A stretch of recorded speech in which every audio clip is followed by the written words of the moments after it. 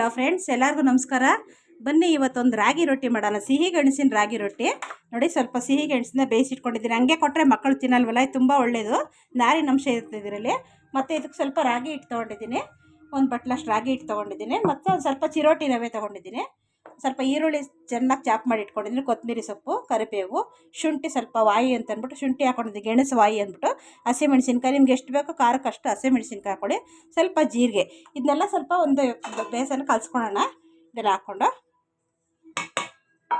ಸಿಹಿ ಗೆಣಸಿನ ಸಿಪ್ಪೆ ತೆಗೆದ್ಬಿಟ್ಟು ಹಾಕ್ಕೊಬೇಕು ನೋಡಿ. ಸಿಹಿ ಗೆಣಸೆಲ್ಲ ಪುಡಿ ಮಾಡಿ ಇಟ್ಕೊಂಡಿದ್ದೀನಿ, ಬೇಯಿಸಿದ್ದು ಬಿಸಿ ಇತ್ತು ಅಂತ. ಈಗ ಇದಕ್ಕೆ ಹಾಕ್ಬಿಟ್ಟು ರುಚಿಗೆ ತಕ್ಕಷ್ಟು ಉಪ್ಪು ಹಾಕ್ಕೊಂಡು ಚೆನ್ನಾಗಿ ಮಿದ್ಕೊಬೇಕಿದು.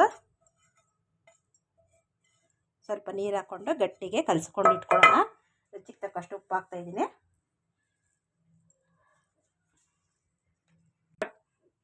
ನೋಡಿ, ಸ್ವಲ್ಪ ಟೊಮೊಟೊ ಚಟ್ನಿ ಮಾಡೋಣ ರಾಗಿ ರೊಟ್ಟಿಗೆ.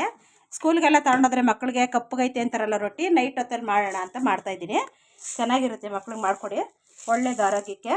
ನೋಡಿ, ಒಂಚೂರು ಮೆಂತ್ಯ ಹಾಕ್ತಾಯಿದ್ದೀನಿ. ಟೊಮೊಟೊ ಚಟ್ನಿ ಇದು, ಮೆಂತ್ಯ, ಒಂಚೂರು ಸ್ವಲ್ಪ ಬೆಳ್ಳುಳ್ಳಿ.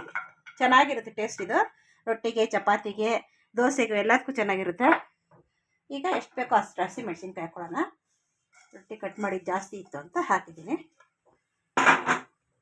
2-3 ಹಸಿಮೆಣ್ಸಿನ್ಕಾಯಿ, ಸ್ವಲ್ಪ ಎಣ್ಣೆ. ಇದು ಸ್ವಲ್ಪ ಚೆನ್ನಾಗಿ ಫ್ರೈ ಆಗಲಿ. ಈಗ ಬಂದರೆ ಒಂದು 3 ಟೊಮೊಟೊ ಕಟ್ ಮಾಡಿ ಇಟ್ಕೊಂಡಿದ್ದೀನಿ. ಹಣ್ಣಾಗಿದೆ ಟೊಮೊಟೊ, ಆಪಲ್ ಟೊಮೊಟೊ ಇದು. ಚೆನ್ನಾಗಿರ್ತಿದ್ದು, ಚೆನ್ನಾಗಿ ಫ್ರೈ ಆಗಬೇಕು. ಇದು ಸ್ವಲ್ಪ ಉಪ್ಪು ಹಾಕ್ಬಿಟ್ಟು ಬೇಯಿಸೋಣ. ಇದು ನೋಡಿ, ಟೊಮೊಟೊ ಚಟ್ನಿಗೆ ಎಲ್ಲ ಸಾಫ್ಟಾಗಿ ಬೆಂದಿದೆ. ಮೆಣಸಿನ್ಕಾಯಿ, ಬೆಳ್ಳುಳ್ಳಿ, ಮೆಂತ್ಯ, ಉಪ್ಪು ಎಲ್ಲ ಹಾಕಿ ಬೇಯಿಸಿದ್ದೀನಿ. ಸ್ವಲ್ಪ ತಣ್ಣಗಾದ್ಮೇಲೆ ಮಿಕ್ಸಿಗೆ ಹಾಕ್ಕೊಂಡು ಒಗ್ಗರಣೆ ಹಾಕ್ಕೊಡೋದು. ನೋಡಿ, ಕರ್ಚೀಪ್ ಮೇಲೆ ಹಚ್ಕೊಂಡಿದ್ದೀನಿ, ರೊಟ್ಟಿನ ತಟ್ಕೊಂಡಿದ್ದೀನಿ. ಪ್ಲಾಸ್ಟಿಕ್ ಪೇಪರ್ ಬೇಡ ಅಂದ್ಬಿಟ್ಟು ಬಾಳೆ ಎಲೆ ಮೇಲೆ ಹತ್ರ ತಟ್ಕೊಬೋದು. ನೋಡಿ, ಹಾಕ್ತಾಯಿದ್ದೀನಿ ಹಂಚ ಮೇಲೆ.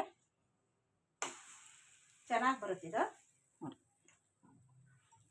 ಇದಕ್ಕೆ ಸ್ವಲ್ಪ ಎಣ್ಣೆ ಹಚ್ಬಿಟ್ಟು ಒಂದು 5 ನಿಮಿಷ ಮುಚ್ಚಿ ಬೇಯಿಸೋಣ.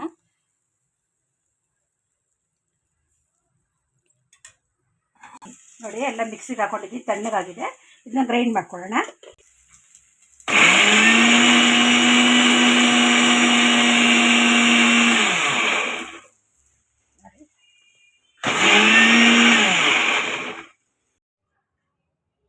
ನೋಡಿ, ಬಿಸಿ ಬಿಸಿಯಾದ ಎಷ್ಟು ಮೃದುವಾಗಿದೆ ಇದು ಗೆಣಸಿನ ರಾಗಿ ರೊಟ್ಟಿ, ಸಿಹಿ ಗೆಣಸಿನ ರಾಗಿ ರೊಟ್ಟಿ ಮತ್ತು ಟೊಮೊಟೊ ಚಟ್ನಿ.